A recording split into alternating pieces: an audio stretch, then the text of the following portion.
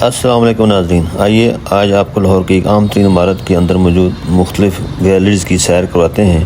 آج کی ہماری پہلی گیلری منییچر پینٹنگ گیلری ہے جو اس میوزیم کا حصہ ہے۔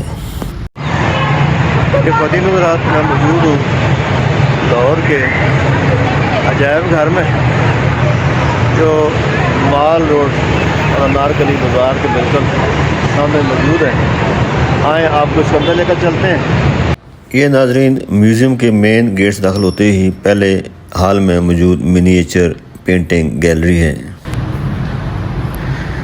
منییچر گیلری ہے جی، اس میں اب انہوں نے ساتکین کی مصوری، فیض احمد فیض، خوبی تبسم کے نوادرات پر مشتمل نمائش بھی لگائی ہوئی۔ گیلری کے اس حصے میں آپ کو ساتکین کی مصوری کے مختلف فن پاروں کے علاوہ 17ویں اور 18ویں صدی میں بنائی جانے والی چھوٹی تصاویر بھی آپ کو دیکھنے کو ملیں گی۔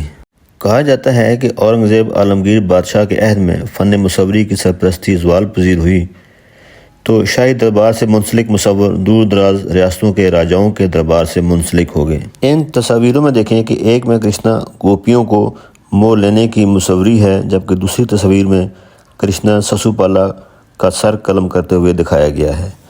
اس طرح سے بے شمار تصاویر ہیں جو ہندوؤں کے دور سے راجاؤں کے دور سے تعلق رکھتی ہیں۔ ہندو راجاؤں کے سرپرستی میں فن مصوری کے دو مراکز پروان چڑھے جو راجستھانی اور پہاڑی دبستان مصوری کے طور پر جانے جاتے ہیں۔ منییچر پینٹنگ گیلری کے اس درمیانی حصے میں ساتکین کے ہاتھ سے لکھے ہوئے اور دوسرے تصاویر کے فن پارے نمائش کے لیے رکھے گئے ہیں۔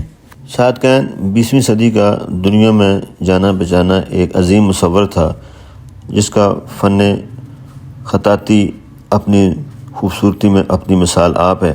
اس نمائش میں بھی ساتکین کے ہاتھوں کے لکھے ہوئے چھوٹے فن پارے رکھے گئے ہیں جو دیکھنے سے تعلق رکھتے ہیں۔ ساتکین کا پورا نام سید ساتکین احمد نقوی تھا۔ آپ 1930 میں انڈیا کے شہر امروہہ میں پیدا ہوئے اور 1987 میں پاکستان کے شہر کراچی میں وفات پائی۔ سخی حسن قبرستان کراچی میں آپ مدفون ہیں۔ ساتکین نے کچھ عرصہ پیرس میں بھی قیام کیا، وہاں بھی فن مصوری کے جوڑ دکھائے اور انہیں بھی فن مصوری کی تعلیم بھی دی۔ جی ناظرین، اس منییچر پینٹنگ گیلری میں رکھی گئی تصاویر کا زیادہ تعلق پہاڑی دبستان مصوری سے ہے۔ وہ جن ریاستوں میں پروان چڑھی انہی کے نام سے منسوب ہو گئیں۔ چھوٹی تصاویر ہے، یہاں بھی کرشنا دربار میں وہ تصویر ہے، دوسرے شوکیس میں